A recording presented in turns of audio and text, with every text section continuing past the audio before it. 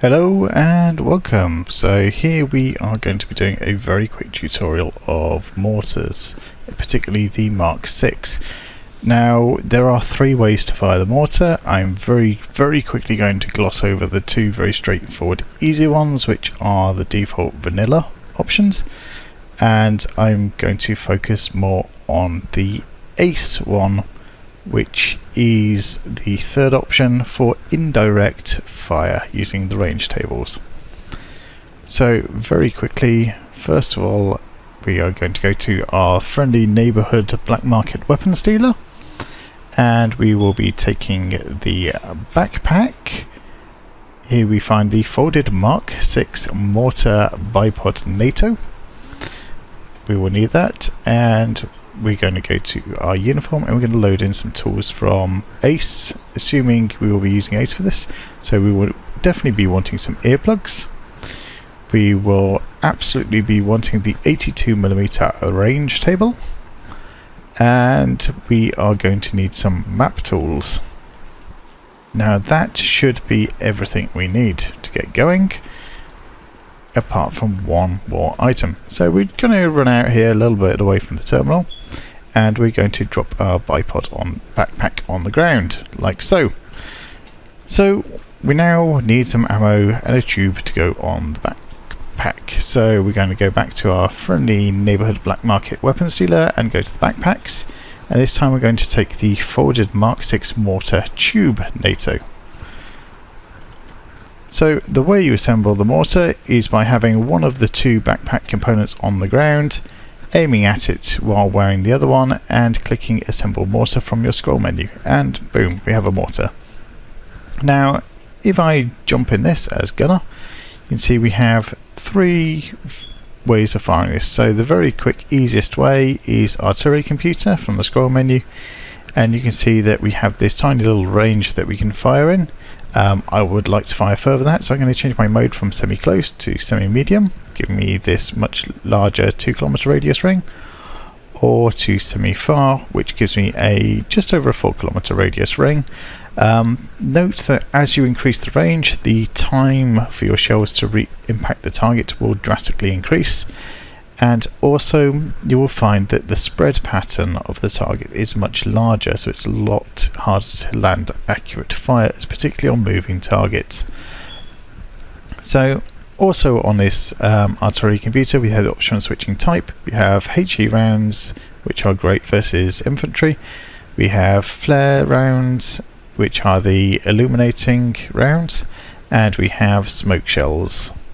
So we're going to be firing a smoke shell for this one, and you will note that you can hear in the background it takes a couple of seconds for the mortar to reload the white smoke rounds, and then to fire it in the artillery computer you simply click where you would like it to go, wait a second or two for the whole mortar to adjust, and click the fire button. And you will see that in 36 seconds we will have this shell nicely tracing out to the target, and it will land and impact pretty much exactly where we're aiming for. So let's ignore that one, and we're going to look at the second way of doing this. So the second way, we're going to hold control and we are going to press the right mouse button. And actually, one more step I realised I missed before is because we're using Ace, I want the Ace earplugs in for this. So I'm going to hold down Control and the Windows key at the left side of the keyboard, hover my mouse over equipment and hover my mouse over earplugs in, and then we'll let go of the keys. And I have earplugs in. Fantastic. Right, so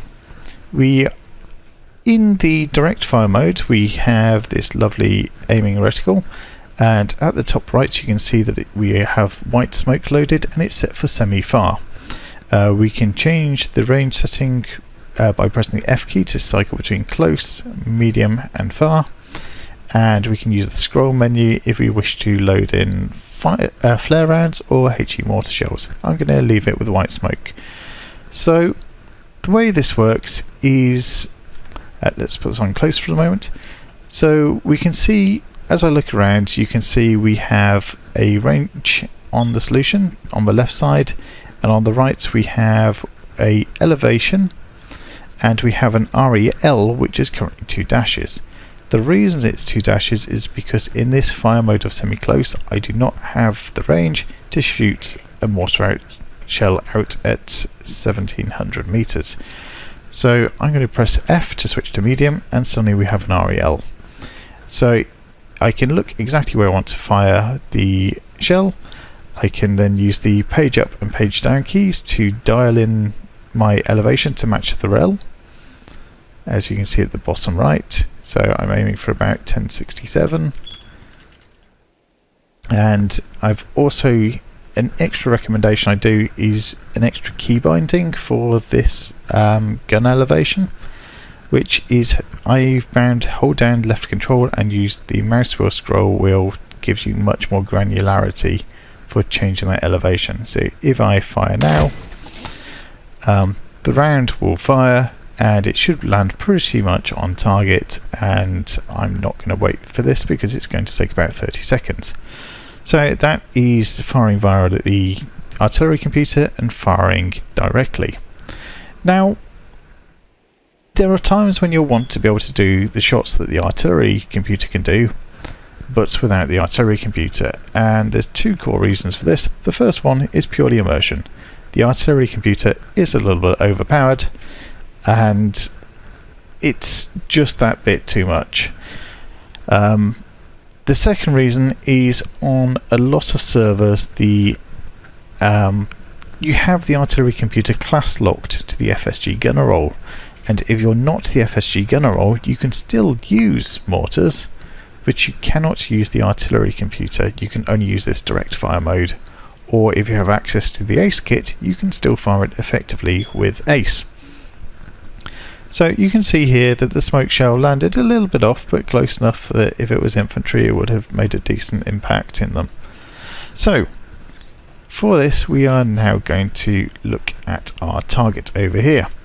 So I have set up a UAV over there, and typically I do not have a UAV console on me, so let me just very quickly grab one. The UAV is just simply so we can see the target, because obviously we're firing over long range, and it would be very useful to see whether we actually did this right. So let me just open up the UAV terminal. I have a data there which I've actually not lifted off the ground yet, so let me do that. Let's give it an altitude of 500 meters, and you can see here as we're leaving this target, I'm just going to lock the camera on here. I've placed a nice paratrooper drop zone symbol. So let's release the UAV and let that fly. And we're going to come back to this. Now, this seems quite tricky until you realise just how the tools work, and it's a little bit daunting, but it's not as bad as it seems. So to fire the mortar effectively, we need to know a number of things. We need to know which direction to fire, and we need to know how far away we're firing, and the altitude change as well, so we can get the correct elevation on this, as well as selecting the appropriate charge size for that. So what we're going to do is I'm going to make sure that I'm stood at the mortar, and I'm going to bring up the map. Now, the very first tool I'm going to use from ACE is, again, holding the control and the Windows key. I'm going to need some map tools, so I'm going to go hover over map tools and then show normal map tool and release the keys. And if I zoom out, I should hopefully have a giant map tool. Fantastic. So I can just click on this and drag it to move it around. So first of all, I'm going to center up the very center of that on me as best as I reasonably can. The next I'm going to do is I'm going to hold down the Alt key and rotate this so that it intersects as close as I can the target zone. So the way the mortars work is we need to use not the bearing in degrees, but we need to use this outer ring of numbers. So here we have in each increment is 2, so we are looking at 45 and a bit. So we're just going to set that to 4555. Let's probably about right. I'm just going to make a note of that in Notepad as my 455 in Notepad just as my direction of fire. The next I need is so without changing this angle again, that's set perfectly. What you'll notice is along the edge of the map tool I have these numbers which precisely correspond to the contour interval, precisely to the map ranging here. So you can see as I zoom in on the map tool it takes up more space, and this also at the bottom right of the map the scaling changes as well. So again I'm going to take my map tool, it should still be aligned the right way because I've not touched the Alt key since, and I'm going to line up the very edge of the map tool with where I am,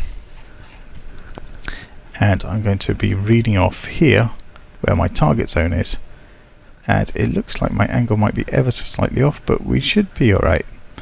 So you can see here, again this is just in regular numbering, so 31, 32, 33, 34 here. So 3.4 kilometers, almost on my nose, just ever so slightly over. So I'm going to make a note of that. So 3,400. So the final bit of information we need, we can move the map tool now, is the height difference. So we can see if I put this into a more useful mode. So here is a contour indicator of 19 which follows along the side of the base. Here is 17, we're in between them, so we're probably at about 18.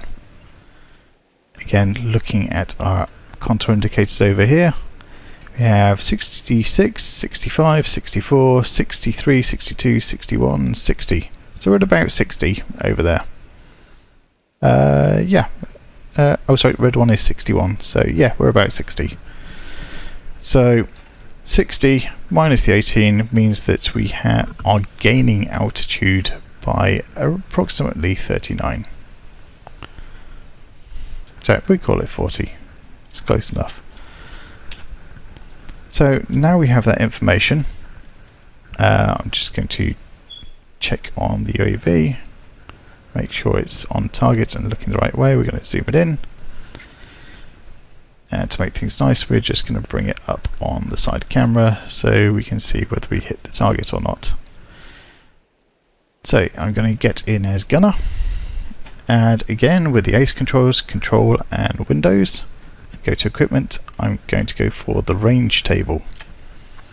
So to hit that kind of range of 3.5 kilometers, I'm going to have to be on the far setting because it's beyond the 2 kilometer range of the medium setting.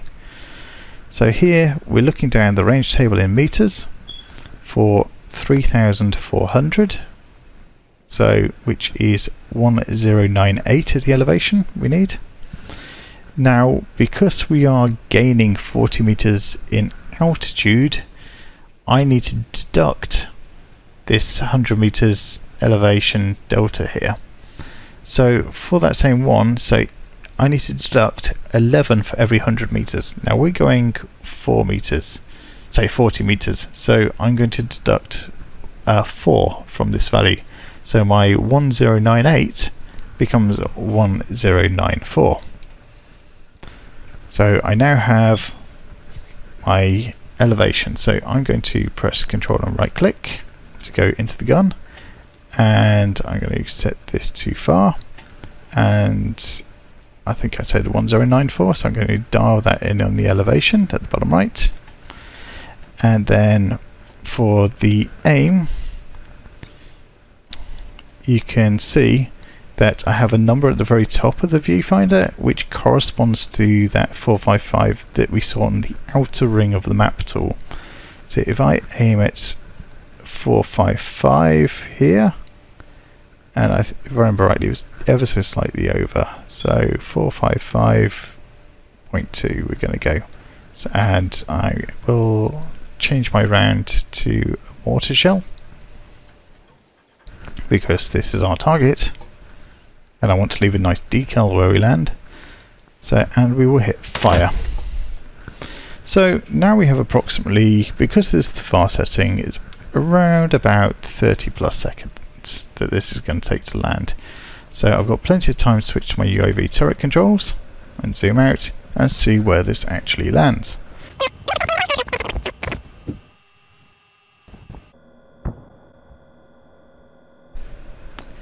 And it appears that I missed.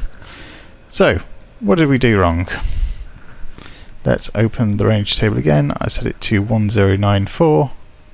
I'm probably betting that it was meant to be 1194. So let's bring the range table up. So 3400 1094 is correct. Interesting. So let's go back to our map tool.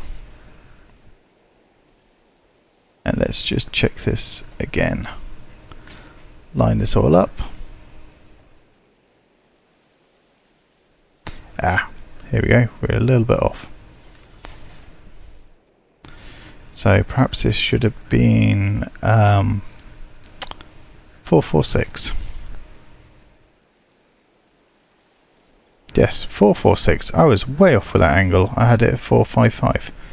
So let's just try that again. 446. Same elevation is probably about right. So 446, dead on my nose. And we will fire. And hopefully now, this time, we haven't messed this up. So I'm going to switch back to my UAV turret control. And let's see if this actually impacts in the right place.